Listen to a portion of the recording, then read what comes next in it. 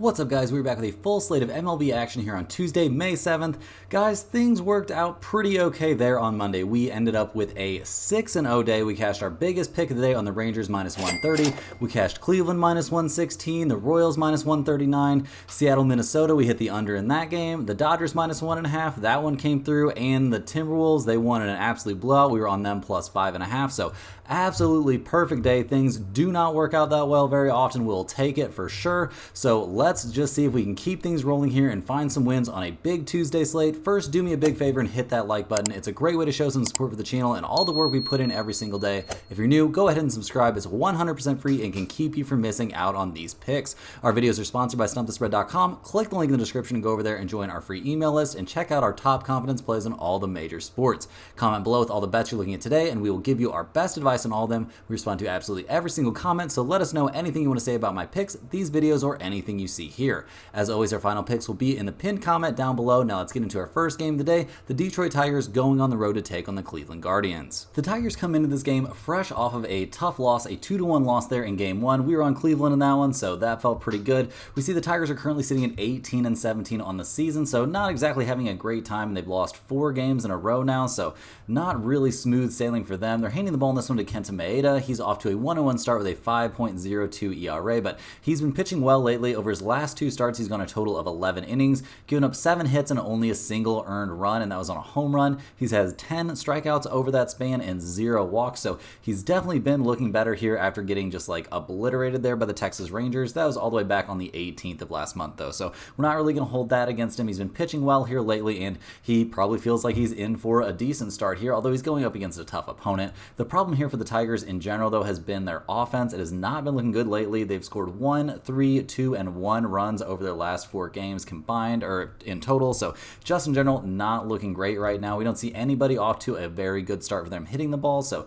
that's obviously kind of a concern. You want to see somebody still off to like a strong start, and they just really don't have that. I mean, Riley Green's hit 9 home runs and is batting .266, but that's the best they can really put out there. They're 22nd in the majors in runs scored, 25th in the majors in team batting average, 24th with an on-base percentage of under 300. Guys, that is not really the kind of numbers that you look to for a team that you can trust to put up runs on even a semi-consistent basis. So this is definitely a squad we expect to struggle the vast majority of the time when they're just trying to get some runs across the plate, almost regardless of their opposition. In this game, though, they're going to have some pretty stout opposition. They're taking on the Cleveland Guardians, who are 23-12 on the season after winning game 1 of this series. They've now won 3 in a row, so things are looking good for them right now for sure. They're handing the ball in this game to Logan Allen. He's 3-2 on the season with a 5.11 ERA, so not exactly amazing number. He's coming off a decent start against the Houston Astros. He gave up 7 hits on 5 2/3 innings, but only 2 earned runs. He did give up a home run in that outing, so not great there, and we really haven't seen him have a dominant outing. That last one might be his best outing of the year. It's definitely the least runs he's given up, so not their best starter this season just in general, but he hasn't looked terrible. In his last time out was decent, so maybe that's something he can build on, and he has faced some pretty tough hitting teams. I mean, going up against the Yankees, the Braves, and the Houston Astros. I mean, the Astros are a weird team for sure in terms of plate appearances, but in general, he's had a little bit of a tough way to go. But right now, looking at the Guardians, they've been managing to score some runs. It's not been great for them right now. I mean, we do see that Steven Kwan is on the 10-day DL, and he's going to be out here for at least 10 days. We'll see how that goes, dealing with a hamstring. It says it's going to be approximately 4 weeks for him to get back, so that's going to be tough, missing their best hitter so far this season without too much of a doubt. So him not being out there definitely is a solid blow there to their offense, which has been very good. I mean, they're 6th in the majors in runs scored, 13th in the majors in on-base percentage, but guys, I think we can count on both of those numbers to decrease here as they continue to deal with the absence of Kwan. That's a tough blow. I mean, when your leading hitter is going down, that's not going to be easy for any offense to absorb. They do have other guys, that's for sure. I mean, Josh Naylor's off to a good start. Jose Ramirez is off to a good start, but yeah, right now, can't feel good to have him out of there. And I mean, they only scored 2 runs in their first game without him, so not a great showing. Looking at the numbers for this game in general, we see the Tigers are plus 108. We see the Cleveland Guardians are minus 122, so not a terrible spot here for the Guardians. I mean, they are a very good home team. They're 11-5 at home, and while we do expect their offense to have a little bit of trouble, in general, I think they're still a decent offensive team. The issue for me in this game is Logan Allen. I don't really trust him, even though he had a decent start his last time out, and he's going up against a Tigers team that obviously isn't great hitting the ball, but we also see Maeda is pretty good. He's been looking really good lately, so if you wanted to take a peek here at the over-under of 8, I think the under has some significant value. We don't see either one of these teams with like huge trends pointing in either direction, so guys, I don't think I'm going to have a lot on this game. I do like Cleveland minus 122 a little bit, and I also like under 8 a little bit, but not going to be one of my major plays today, and I think it's pretty unlikely that either one of these end up in the pinned comment. Next up, guys, we're looking at the Los Angeles Angels going on the road to take on the Pittsburgh Pirates. The Angels come into this game not having a great time, guys. They've now lost 3 in a row. They're 12-23 on the season. Just not a lot of positives to point to for this team. They're handing the ball in this one to Patrick Sandoval, who's not having a great time either, guys. He's 1-5 on the season here in the early goings. He is coming off of a good start against the Phillies, where he only gave up 2 earned runs over 5 innings on 4 hits, and he had 10 strikeouts, but that's been pretty much his best start of the season. He did have one decent start against the Tampa Bay Rays very early in the year, but recently he has not been having a great time, and he really hasn't faced that tough of hitting teams. I mean, the Phillies are definitely the best offensive team, I would say, that he's faced so far this year, and while he did good against them, can we really count on him to do well here moving forward? It's going to be interesting to see. He's going to have to pitch really, really well with the Angels offense behind him. They are not looking good. They've scored 1 run in each of their last 3 games, so not a great look when you're averaging 1 run over 3 games. That's just not a good time. I mean, your hitters are not looking good. Mike Trout going down is obviously a huge deal for them, but he's out of there. He's not coming back anytime soon. He may not even come back this season. It's very, very up in the air. They're 20th in the majors in runs scored, a number I think is going to continue to go down. 20th in team batting average, another number that I think is going to go down. So just not a lot of positives here for the Angels, and they're taking on a team that seems to be a little bit on the rebound in the Pittsburgh Pirates. The Pirates have now won 3 in a row. They're up to 17-19 on the season, and they're trying to get back on track after getting off to a pretty rough start. Well, a great start to the season, then a rough middle ground there. They had a pretty bad run there against not the best teams either, so definitely a concern. They're handing the ball in this game to Quinn Priester. He's off to an 0-2 start with a 3.31 ERA. His last time out, he looked decent but not amazing against the Oakland A's. He gave up 2 earned runs over 6 innings, 3 runs total though. He got touched up for 2 home runs. The guy's a little bit susceptible here to the home run ball. I mean, he's given up 5 home runs overall this season over only 3 starts. He gave up 3 home runs in his first outing of the year to the Red Sox, where he got shelled. So we don't exactly have a ton of faith here in Priester, but he looked decent in his last start. However, he's gotten almost 0 run support. Over his 3 starts this season, he's only got 1 run scored for him. So that's got to be a pretty tough feeling for him. The Pirates offense in general has not been great, even lately, and they're a little bit of a resurgence here, but not terrible. I mean, they've got a total of 10 runs over their last 3 games, so better than they had been, we'll say. I mean, their on-base percentage is down to 19th in the majors. They're 25th in the majors in runs scored.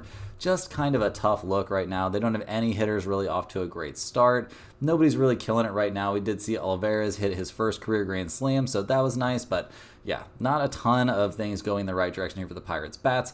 But in general, the odds makers like the Pirates here a decent amount. We see Pittsburgh at minus 124. We got the Angels at plus 110. An over-under in this game of 8.5. Looking at the trends in this one, we do see Pittsburgh is a pretty big under team at this point. They're 21-14-1 to the under, and under 8.5 doesn't look terrible to me. I mean, we don't really expect either one of these offenses to score a ton of runs, and while we're not in love with either starter necessarily, both of them have shown positive trends here lately, so I think there's a decent chance that under 8.5 has a good amount of value. I kind of like the Pirates minus 124 a little bit playing at home, but neither one of these teams has great. I mean, Pittsburgh's 8-8 at home. The Angels are 8-12 on the road. So maybe I like the Pirates a little bit, but my bigger lean in this game is definitely going to be under 8.5. Moving right along here, guys, we're looking at the Arizona Diamondbacks going on the road to take on the Cincinnati Reds. The Diamondbacks come into this game fresh off of a blowout 11-4 win over the San Diego Padres. They're in Cincinnati now, so they're probably hoping their bats can just get going here playing at the Great American Ballpark. They're handing the ball in this game to Zach Gallen, who's off to a 3-2 start with a 3.38 ERA. His last time out, going against the Seattle Mariners, not exactly a hard-hitting team. He gave up 3 earned runs over 5 innings, 3 strikeouts, 1 walk. He gave up 2 home runs in that outing, so that's not a great look. He's actually given up 2 home runs in each of his last 2 outings, and those games were against the San Francisco Giants and the Seattle Mariners, not elite offensive teams. So there's no way those are the kind of teams you should be giving up a ton of runs to. And honestly, this guy's faced pretty easy opposition all season long. His first start of the season was against the New York Yankees, who didn't look great to start the year. Then taking on Colorado, St. Louis, San Francisco, and Seattle. That's not a murderer's row of hitting teams by any stretch of the imagination. The Arizona Diamondbacks offense has been very good this season, definitely better than I necessarily would have expected, although, I mean, maybe not too much. They're definitely up there with the best teams in the MLB, but in general, lately they haven't looked amazing. I mean, before that 11-run outburst in Game 3 against the Padres, they had scored a grand total of 2 runs over their last 3 games, so not exactly killing it right now, but this is a team that can definitely put up some runs. They're 4th in the majors in runs scored, 7th in the majors in on-base percentage. Not a team that we look at as a offensive liability. They're taking on the Cincinnati Reds in this one, who are slumping pretty hard. They've now lost 5 in a row. They got swept in their series against the Baltimore Orioles. They only scored 2 runs in that entire series, so that can't feel great. They're handing the ball in this one to Frankie Montas, who's off to a 2-2 start with a 4.19 ERA. He has been dealing with a forearm issue, but he's back at it. He's scheduled to be the starter for this game, so he's going to be making his first start since back on the 21st of last month. So he pretty much came back as quick as he could, so that's definitely a good sign. But he's had his struggles this season for sure, and I mean, he had some positive outings to start the season off, but that's been a while ago now. So what are we really going to see from Frankie Montas? It's hard to tell coming into this game. It's also hard to tell what we're going to see from the Reds offense, although the trends right now are showing us that we're not going to be expecting to see very much. This team is not hitting the ball well right now. They're down to 15th in the majors in runs scored. They're the worst team, guys, in the major leagues in team batting average, batting .210 as a squad. That is just terrible. 289 on base percentage, that's awful. You would think playing in Great American Ballpark, you'd want to build a team around hitting, but man, that is just not what's going on right now. Elly De La Cruz has fallen off a cliff. Just not a lot of positives to find here for this offense. Looking at the numbers for this game, the odds makers agree with us. They've got Arizona as kind of decent-sized favorites. They're minus 125 in this one. The Reds are plus 105. What kind of faith do we have here in Montas? I would say not a lot. How much faith do we have in Zach Gallen? Not a ton, but I mean, he's going up against another bad offensive team, so maybe he's got a shot in this one. We've got an over-under in this game of 9, with the team showing kind of mixed trends and nothing too heavy that we can really lean on. We see Arizona is a terrible 6-10 on the road, so that's not super enticing. Cincinnati is 9-10 at home, so also not great, and they're slumping right now. So guys, this is a tough spot for me. I mean, I definitely lean towards the Diamondbacks in this one. I don't know if this is going to end up as one of our premium plays. I don't really love this spot because I don't trust Gallen, and I do expect the Reds offense to have some sort of reemergence here. And I mean, Montas could come out of the gate looking good. So a lot of unknowns in this game. I tend to lean towards the Diamondbacks minus 125, but I'd be surprised if this ends up in my pinned comments. Next up, guys, we're with the Toronto Blue Jays going on the road here to take on the Philadelphia Phillies. Toronto comes into this game. They have lost 4 out of their last 5 overall. They just lost a series against the Washington Nationals, so that can't feel great. And now they've got to go on the road and play against the Phillies. The Blue Jays are heading the ball in this game to Jose Berrios. He's off to a 4-2 start with a 1.44 ERA. He's been absolutely dealing this season. He hasn't been taking on the toughest offensive opponents lately. I mean, 2 starts there against the Kansas City Royals, a start against the Padres, obviously a good offensive team, but they've been struggling at times, and then starts against the Rockies and the Seattle Mariners, so not the toughest teams, but regardless, he's been looking very good. His last start, 7 innings, 5 hits, 2 earned runs against the Royals, so this is definitely a guy that we can trust a decent amount here. The Toronto Blue Jays bats, though, are not necessarily something we can trust. They did score 8 runs in their last game of that series against Washington, so I mean, they're hitting the ball a little bit here, but there's a reason they're 24th in the majors in runs scored and 18th in the majors in on-base percentage. This is not a team that's off to a very good start. Nobody's really hitting the cover off the ball anymore. I mean, Justin Turner got off to a good start, but he's cooled off drastically. Just not a lot of positives to find for this squad right now. They're going up against the Philadelphia Phillies, who are now 25-11 on the season. They've won 6 games in a row. Wheeler just absolutely rolled there in the last game of that series against the San Francisco Giants. This team is looking great right now. They're handing the ball in this one to Christopher Sanchez, who's off to a 1-3 start with a 3.68 ERA. His last time out, he gave up 4 earned runs on 7 innings against the Angels. Not a great start. I mean, especially against the Angels team that's not amazing. Start before that, he gave up 5 runs in 3 innings to the Reds. Start before that, he was very good against the Rockies. He was very good against the Pirates, but we're getting back into very early in last month, so we can't really trust him too much in this game, but something you can trust right now is the Phillies bats. They've scored 6, 5, 14, and 4 runs in their series against the Giants, so they're hitting the ball extremely well. They're up to 5th in the majors in runs scored, 4th in the majors in on-base percentage. This is a team that can definitely hit the ball. Looking at the numbers for this game, we see the Blue Jays are plus 110, the Phillies are minus 129, and we've got an over-under of 8. Guys, we're going to be taking a hard look here at this under. We see Toronto is 20-15 to the under this season. They've obviously got what is amounting to their ace out there on the mound, and then we see that the Phillies are 18-16-2 to the under, and they're putting a guy out there decent pitcher against a pretty bad offense so far this season. So I think the under is definitely in play. I think it's a little bit tough if this would end up in our pinned comment plays, but I definitely think the under is the best value in this one. I'm not interested in taking the Phillies in this spot going up against such an elite starter, and I'm definitely not interested in taking the Toronto Blue Jays on the road where they're 8-12 on the season and Phillies 14-6 at home. So guys, give me the under in this game, or maybe it's a pass. I mean, you could take the Phillies minus 129, but that doesn't feel great to me. Next on the docket, guys, we're looking at the Baltimore Orioles going on the road to take on the Washington Nationals. Baltimore just swept the Cincinnati Reds. They've won 4 games in a row, and they're up to 23-11 on the season. They're handing the ball in this one to Corbin Burns. He's off to a 3-1 start with a 2.61 ERA, so he's been looking very, very good this season. He just had a great start against the New York Yankees. Unfortunately, he didn't get any run support in that game, but he went 6 innings, 4 hits, 2 runs, 6 strikeouts, only a single walk. Not a bad outing at all, and he's just been looking very, very good in general this season. The Orioles' bats have been looking great. They scored 11, 2, 3, and 7 runs during this here winning streak, so definitely had to feel great about that. 180 runs scored has them 3rd in the majors. They're 16th in the majors in on-base percentage, but 8th in batting average and 2nd in the major leagues in slugging percentage. This is a team that hits the ball hard when they hit it, and right now they're hitting it a lot. They have to feel very good going into this matchup against the Nationals, who do come into this game 500 on the season. Now they're 17-17 overall after winning a series against the Toronto Blue Jays, but this is not necessarily an elite team. They're handing the ball in this game to Trevor Williams, who has looked like an elite pitcher so far, that's for sure. He's 3-0 on the season with a 2.27 ERA. He gave up no runs in his last outing, 5 hits in 5 innings against the Rangers, 5 hits, 1 run in his start before that against the Miami Marlins. So he's been looking pretty good. Maybe not going up against the toughest competition so far this season, but he's been looking good. There's no way around that. And the Nationals offense is trending in a positive direction. That's definitely the case right now. I mean, what are we going to really see from this team in the long term? That'll be interesting to see. I mean, they're 15th in the majors in on-base percentage, 18th in runs scored, so I don't really look at this as like an elite hitting team necessarily, and the odds makers agree with me, man. They are on the Orioles big. Orioles minus 200 in this one.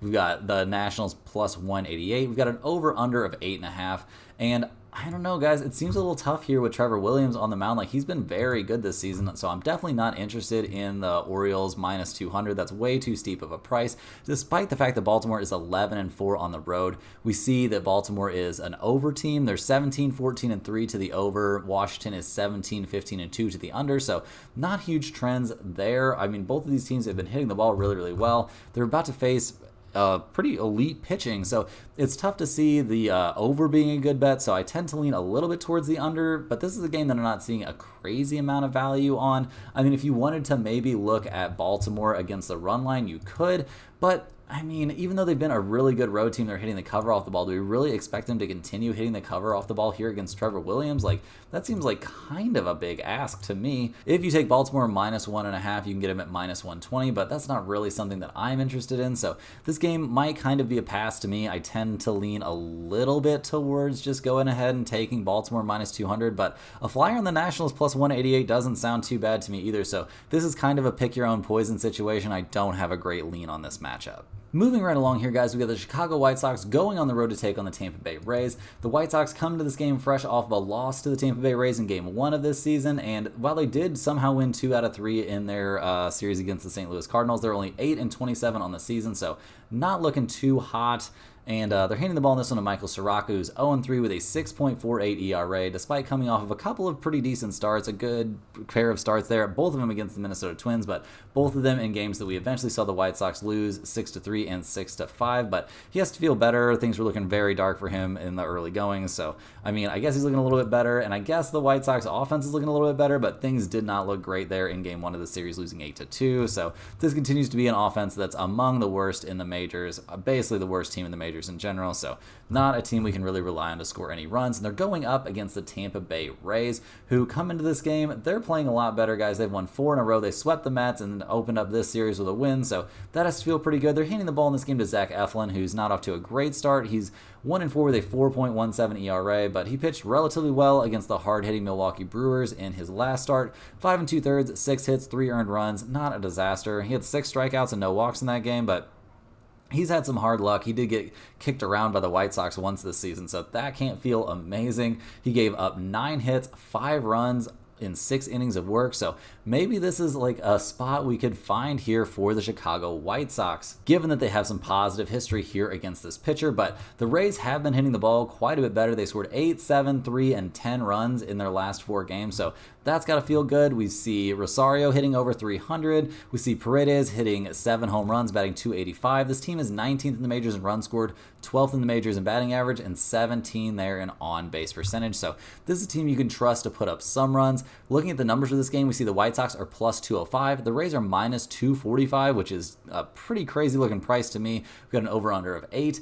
Guys, this is not a game I'm going to be betting myself. I just can't make myself pull the trigger on it, or maybe I'll be on it very small, but I think the White Sox plus 205 is live here. We've seen Eflin struggle in this matchup already once this season, and the White Sox have been playing a little bit better lately, so maybe take a flyer on them. I mean, you're getting better than 2-1, and I'm definitely not into betting the Rays in this game. We've got an over-under of 8. Not really interested in that. We do see Tampa Bay as a MLB best 21-14-1 to the over, so I guess if you wanted to take that into like account, maybe you could take a little bit of the over here, but maybe take a flyer on the White Sox plus 205, but I'm not going to be on this game in a big way. Next up, guys, we're looking at the Houston Astros going on the road to take on the New York Yankees. The Astros come into this game. They lost their series against Seattle Mariners 2-1. They're 12-22 on the season. Cannot feel great. They're handing the ball in this one to Justin Verlander, who's 1-0 with a 2.08 ERA. He's killing it here out of the gate, looking very good. His last start, he went 7 innings, 6 hits, 2 earned runs against the Cleveland Guardians. He hasn't had like great strikeout stuff this season, and he's had a tendency to walk some guys, but he's able to pitch himself out of trouble here and just do everything he can to get this very mediocre, apparently, team into position to possibly win games, but they're only 1-2 in games that he started this season, so that can't feel amazing. The Astros offense can't seem to get things figured out. They scored 5, 0, and 4 runs in their series against Seattle, so maybe not amazing. I mean, it seems like they're slightly trending in a positive direction, I want to say. I mean, they're up to 16th in the majors in runs scored. They're still 6th in the majors, guys, in on-base percentage and 3rd in batting average, 8th in slugging percentage. Like, this team should be scoring some more runs. I just don't know how it's not happening. They're hoping they can get here on track here, going up against the Yankees, who just swept the Detroit Tigers. The Yankees are handing the ball in this one to Luis Gil, who's 2-1 on the season with a 3.19 ERA. He just absolutely dominated the Baltimore Orioles his last time out. He gave only 2 hits in 6 1/3, 5 strikeouts, 1 walk, a dominant performance in a bounce back from a tough start against the Milwaukee Brewers. So they have to feel good handing him the ball. They've got to feel good about how the bats have looked recently, scoring 5, 5, and 2 runs in their series against the Tigers. We saw Aaron Judge go yard in the first in their last game. So all of those things are adding up to pretty positives for the Yankees right now. I mean, they're 8th in runs scored, 3rd in on-base percentage. Definitely a good offensive team, but are they going to be a good offensive team going up against the Astros and Verlander here? It's kind of a tough thing to see. Looking at the numbers for this one, we see the Astros are plus 105, but they're only 3-10 on the road this season. We see the Yankees are minus 114, and they're 11-5 at home, so that's not bad. I definitely think the Yankees to win this game is a pretty decent spot. I think that's a reasonable price, and we have a lot of faith here in Luis Gil. The over-under in this game is also very interesting to me. We see both of these teams showing big trends to the under right now. Houston is 21-11-2 to the under. The Yankees are 20-14-2 to the under themselves, and we've got 2 very solid starters out there on the mound, so I think the under is live in this one. I may be on both of these spots, guys. I might be on the Yankees minus 114 and the under in this game. We'll just have to see, but at least one of these is making it into the pinned comment plays. Moving right along, guys, we're looking at the Boston Red Sox going on the road to take on the Atlanta Braves. The Red Sox come into this game fresh off of a series salvaging win against the Twins. They won 9-2 there in Game 3 of that series, but they haven't been looking amazing lately. They've lost 3 of their last 4 overall. They're 19-16 on the year, and they're handing the ball in this one to Cutter Crawford, who's off to a fantastic start. He's 2-1 with a 1.56 ERA, coming off of a very good start there against the San Francisco Giants, where he went 7 innings, 2 earned runs, 4 hits. That will definitely work. I mean, he had 6 strikeouts in that outing. It was a bounce back from a tough start, the start before that against the Chicago Cubs, but in general this season he's looked very, very good. No complaints coming from me in this one, and I don't think there's any complaints coming from the Boston Red Sox. They have to hope their offense can keep going. I mean, that 9-run outburst had to feel pretty good, but things have been a little bit rough for them this season. I mean, they've scored 162 runs, which is 12th in the majors, so not too rough. They're 9th in the majors in on-base percentage, 10th in batting average, 7th in slugging percentage, so all those numbers add up to a pretty decent offense. Maybe not elite level, but not too bad, not too shabby. They're going to hope they can score some runs here going up against the Atlanta Braves, who just got swept by the Dodgers, and they're having kind of a tough time. They're still 20-12 in the season, and they're handing the ball in this one to Reynaldo Lopez, who's 2-1 with a 1.50 ERA to start the season, so he is absolutely dealing out there. His last time out against the Mariners, he looked pretty good, maybe not elite, especially given that the Mariners aren't a great hitting team. He went 5 innings, 3 earned runs on 6 hits, so not amazing, but he did have 7 strikeouts and 2 walks. He gave up a home run in that game, and he's given up a home run in each of his last 2 games, but he's looked really, really good this season, guys. There's no way around that. He's been an elite pitcher this year. The Braves' offense in general, I mean, they've been at the peak of the mountain. They've been at the top of the mountain this season, but that's not where it feels like they're at right now. I mean, we've seen Ozuna slow down quite a bit. They're 11th in the majors in runs scored, but they're still 5th in on-base percentage and 3rd in slugging percentage. They're also 4th in batting average, so like this should be a good hitting team. They're just having some problems right now. I mean, I do think they're capable of getting back on track here at some point, but man, going up against Crawford might not be the spot for me. Looking at the numbers for this game, we see that the Red Sox are plus 145. That's a pretty enticing price there.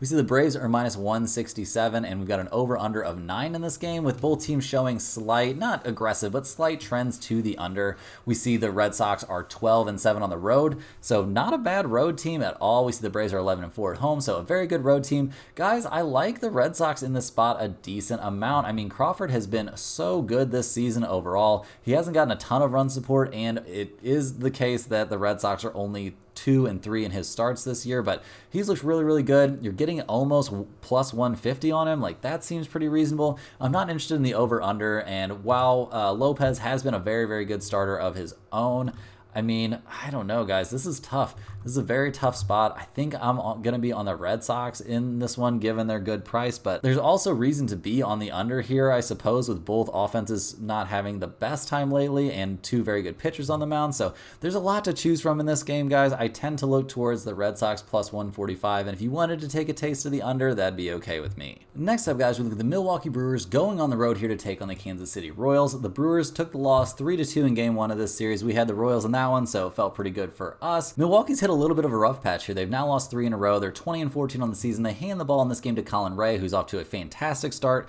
He's 3-0 with a 2.67 ERA, so nothing wrong with that.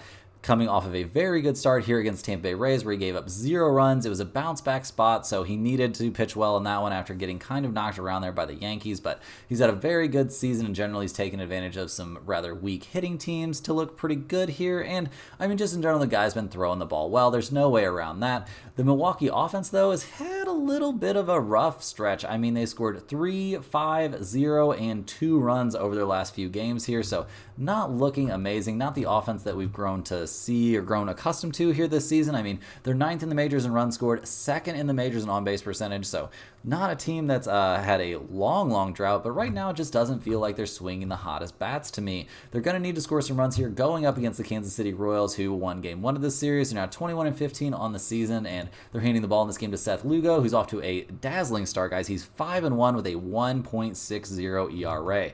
Nothing wrong with that. He just dominated the Toronto Blue Jays his last time out. Start before that, he shut out the Detroit Tigers. Start before that, he did give up 4 earned runs to the Orioles, but that is back on the 21st, so that's been a little bit now. The guy is definitely pitching out of his mind here to start the season, and while the Royals offense hasn't been amazing, they've been getting enough runs across the plate here to get the job done. I mean, they're slightly above average in runs scored, slightly above average in slugging percentage. Their on-base percentage is a little bit of a concern. It's all the way down at 303, which is 22nd in the majors, but Salvador Perez has been hitting the ball well.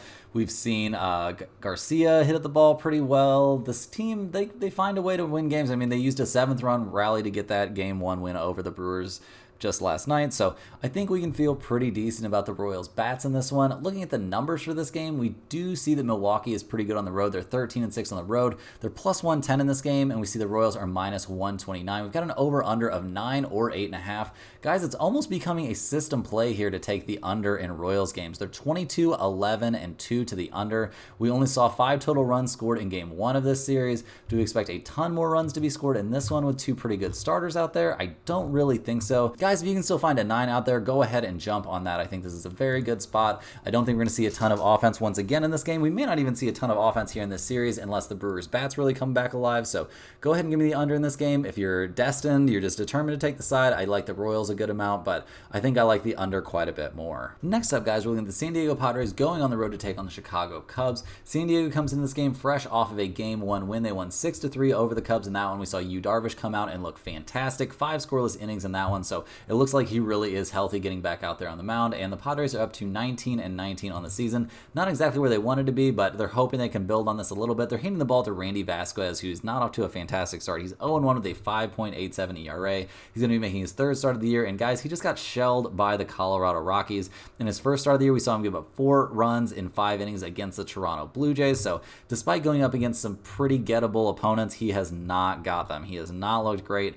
Definitely having a tough time in this one. The Padres offense has looked pretty good this year overall. They did just score 6 runs in Game 1 of this series, so not bad there. They're 2nd in the majors in runs scored, 2nd in batting average, 8th in on-base percentage. This is definitely a team that can hit the ball, and they're even making moves to help them become even a better offensive team. They're going to need to score those runs, though, going up against the Chicago Cubs, who did take the loss in Game 1 of this series, but haven't looked terrible, and they're 21-15 on the season, handing the ball in this one to Shota Imanaga, who's been one of the best starters in the major this season. He's 5-0 with a 0.78 ERA.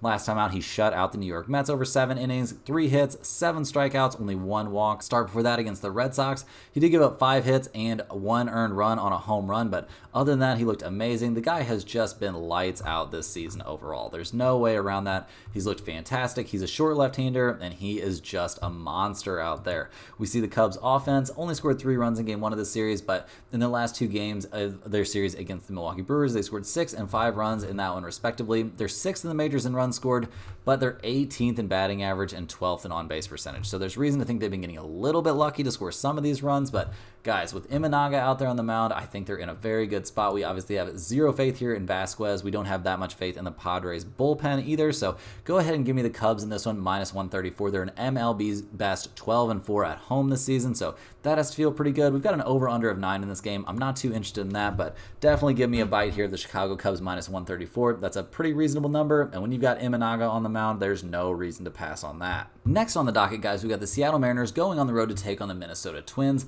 The Mariners come into this game. They lost Game 1 of the series 3-1. Not what they were looking for. They're now 19-16 on the season, handing the ball in this one to Emerson Hancock, who's 3-3 on the year with a 4.75 ERA, and he's kind of in a bounce-back spot, guys. He gave up 5 runs on 3 2/3 innings against the Atlanta Braves. Only one of those runs was earned, but he gave up 4 walks in that outing, 4 strikeouts. Not really a great start, and when you're part of an amazing pitching staff like that, those bad starts, they probably sting a little bit worse. His 3 starts before that, though, were very good. I mean, he went 6 innings against the Diamondbacks, gave up only 1 run. Before that, against the Rockies, he went 6 innings, gave up only 2 runs. So the guy's been pretty good overall this season. He's just coming off of a little bit of a rough start against a pretty good offensive team, and that was a game that we saw the Mariners lose 5-2, so it wasn't really a high-scoring game. The Mariners haven't been playing a lot of high-scoring games this year, and they have a lot of that to blame on their offense. I mean, they're 23rd in the majors in on-base percentage, 26th in the majors in runs scored. This just isn't a team that's poured a ton into their hitting, and yeah, guys, it's really showed up there in the box scores. I mean, they're not scoring a ton of runs, and they're going to need to score some runs here, you would think, going up against the Minnesota Twins, who are looking to start another long winning streak. They're up to 20-14 on the season after winning Game 1 of this series. They've got to feel good about that. They also have to feel pretty reasonable at handing the ball here to Bailey Ober, who's 3-1 with a 4.55 ERA. He is coming off of a tough start, though, against the Chicago White Sox. Not a team that you expect to have tough starts against. It feels like when these good pitchers are taking on these terrible opponents, they tend to just kind of let up a little bit, and yeah, that has not had good results. I mean, he went 6 innings, he gave 6 hits, 4 earned runs, and he gave up a home run in that one. But in his start before that, he looked dominant against the Angels. Start before that, he dominated the Tigers, and start before that, he dominated the Tigers again, and before that, he dominated the LA Dodgers, guys. Like, this guy has very good stuff here. We don't hate Bailey Ober out there on the mound at all. The Twins hitters have not been amazing. I mean, they've scored 3, 2, 3, 5.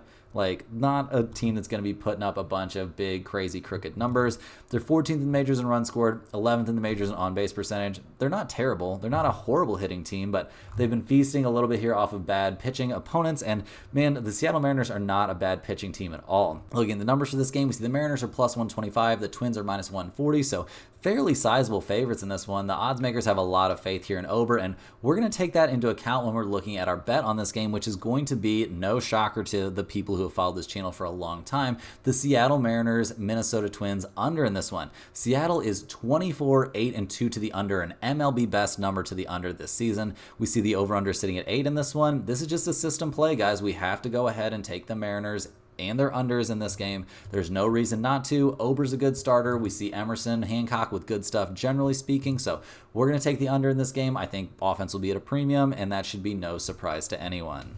Next up, guys, we're looking at the New York Mets going on the road to take on the St. Louis Cardinals. The Mets won game one of the series 4-3, so an under there, and the Mets winning game one of this series. We see the Mets handing the ball in this one to Jose Butto, who's off to an 0-2 start, but he's got a 2.57 ERA. The guy has looked pretty good. His last time out, he dominated the Chicago Cubs, only giving up a single run on 4 hits over 6 innings, so that was pretty good. He did have some trouble with the Cardinals, though, the last time he faced them. In 5 2/3, he gave up 4 earned runs, 4 hits, 2 home runs in that one. He had 3 walks and 4 strikeouts, so not an elite performance. And he's a guy who's flashed elite stuff this season. I mean, he had a pretty good start against the Dodgers. He had a great start against the Royals, and he's coming off of a great start against the Cubs. So it'll be interesting to see if there really is some sort of problem here for him going up against the Cardinals hitters. Not very many people have had problems going up against them this season, though. The Mets started this season off relatively hot, scoring 4 runs. I mean, that's not bad for the Mets. They did score 6 runs in the last game of their series against the Tampa Bay Rays, but they got swept in that series, so not a lot of positive memories for them there. They're 17th in the majors in runs scored, 14th in the majors in on-base percentage, and yeah, way worse than that. Bottom third of the league in batting average and slugging percentage. They don't have anybody off to like an amazing start hitting the ball, and yeah, it's starting to look like it might be a kind of tough season here for the Mets, despite the fact they're coming off of a win. They're going to have to find a way to score some runs, but maybe not too many here going up against St. Louis Cardinals. They're 15-20 on the season now, and things are just kind of falling apart. We see Michaelis off to a pretty mediocre start for somebody who's supposed to be an ace. I mean, he's 2-4 with a 5.68 ERA. He's coming off of an okay start against the Tigers. He went 6 innings, gave up 6 hits and 3 earned runs, gave up a home run in that one, had 4 strikeouts. Like, this guy is not showing the stuff that they were expecting from him coming into this season for the Cardinals. Not looking too great, and man, you really have to be great if you're a Cardinal starter right now, because they are not hitting the ball. 3 runs feels like a lot for them. I mean, that's what they scored in game 1 of this series in that loss. They're 118 runs scored, which is 29th in the majors, 26th in the majors in on-base percentage. This is just one of the worst hitting teams in the majors so far, guys. There's just no positives to say about them. Nobody's hitting the ball well. Arenado's kind of coming alive here a little bit maybe, but I mean, he's still batting under 300. He's only got 2 home runs on the year. Like, no positives here to report for the Cardinals. Looking at the numbers for this one, the odds makers don't care about that. They've got the Cardinals minus 125. The Mets are plus 110, so that's kind of interesting. I guess they expect Michaelis to continue to get better in this one. Looking at the trends for this game, well, the over-under in this game is 8. The trends in this one are definitely pointing to the under. We see the Mets as a 50-50 over-under team. The Cardinals are a big under team, though. They're 21-11-2 to the under, one of the best under teams in the majors. So if you wanted to take a look there at the under, that would definitely make sense to me, but I also like the Mets plus 110 in this one. I have no faith here in the Cardinals. I don't really have much faith in Michaelis, even though the odds makers seem to have some. I honestly probably have more faith here in Jose Butto. I mean, he's faced tougher teams and done better, so give me the Mets plus 110 in this one. You want to take a bite of the under on the Cardinals or whatever, that makes sense to me too, but I like the Mets plus 110. This has a shot to be a pinned comment play for me. Last but not least, guys, we're looking at the San Francisco Giants going on the road here to take on the Colorado Rockies. The Giants just got swept in a 4-game series against the Phillies, so that has to feel pretty freaking bad. They're only 15-21 on the season so far. They're handing the ball in this one to Kyle Harrison. He's 2-1 with a 3.79 ERA and comes into this one fresh off of just back-to-back fantastic starts. We've actually seen the Giants win his last 4 starts in a row, so that's pretty impressive, especially for a team that struggled so much. But man, can you really count on their offense to score any runs? In their series against the Phillies, they scored 1, 4, 3, and 3 runs, so not great. They're all the way down to 21st in the majors and on base percentage, 23rd in the majors in runs scored. Just not a team you can trust there at the plate. Nobody's really off to a very good start. Nobody's hitting the ball particularly well right now, and guys, it's just looked very, very bleak out there in general. They're taking on a team for which things have looked bleak all season long. The Rockies are only 8-26 on the season. They've lost 2 in a row. They've lost a lot of games this year. Things are looking very, very tough there for the Rockies. Handing the ball in this game to Dakota Hudson, who 0-5 with a 5.93 ERA. Things aren't looking great for him either. He is coming off of a good start against the Marlins, but it's a game that his team lost 4-1, so that can't feel too good. And yeah, not a lot of positives to report here for the Rockies. Colorado's hitters have not been faring too well either. They scored 3-0, 3-4-1, like just not a good stretch. This isn't a good offensive team. There's no way around it. 28th in the majors in runs scored, 25th in the majors in on-base percentage. We're not going to talk about this offense for very long. It's just not good. Looking at the numbers from this game, we see the Rockies are plus 144. The Giants are minus 155. We've got an over-under in this game of 10.5, which seems pretty crazy. We've got both teams showing small trends towards the under. So, I mean, I guess if you wanted to play those trends and the fact that it's a big number, you could go with that. But they are playing at Coors Field, so you never know what's going to happen there offensively. The Giants, I guess I like the Giants minus 155 to bounce back a little bit in this game, but I don't have a huge lead in this one. Not going to have a ton of money on it myself. Not a game where I feel like there's a ton of value, even though I do have a decent amount of faith here in Harrison. At Coors Field, anything can happen. That's all the games we have for today, guys. Hit that like button for good luck on all your bets and subscribe to the channel if you're new. Let me know in the comments any questions you have on today's slate. Thanks for watching. You can click the link in the description to check out stumpthespread.com, and we'll see you guys tomorrow for more sports betting action.